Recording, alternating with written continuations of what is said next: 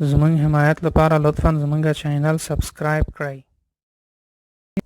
سره له دې چې الله سبحانه و تعالی موږ ته اولینه راهنمایي په قرآن عظیم کې دا کړې ده چې موږ باید ولولو، اما متاسفانه موږ ګورو چې په اسلامي جامعه کې ټول خلک لوستل نه کوي او هغه مسلمانان چې په زده کړې او لوستلو کې مشغول دي هغوی د الله سبحانه و تعالی د راهنمایي په اساس زده کړه نه کوي. الله سبحانه و تعالی دا نه دی ویلي چې ولولئ، ویلي دي چې ولولئ د رب په نامه. بنان کله چې موږ زده کړه کوو نو په داسې یو طریقې سره زده کړه باید وکړو چې موږ الله سبحانه و تعالی ته نږدې شو.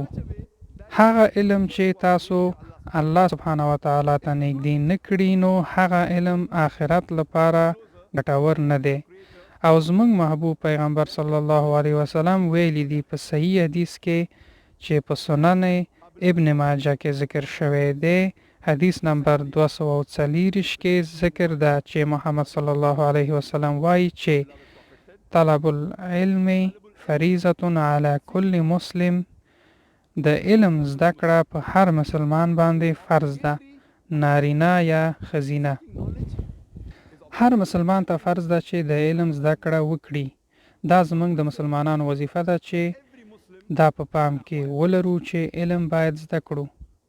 موږ اکثرا دا فکر کوو چې علم هغه څه دی چې موږ مکتب، کالج او یا پانتون کې زده کوو.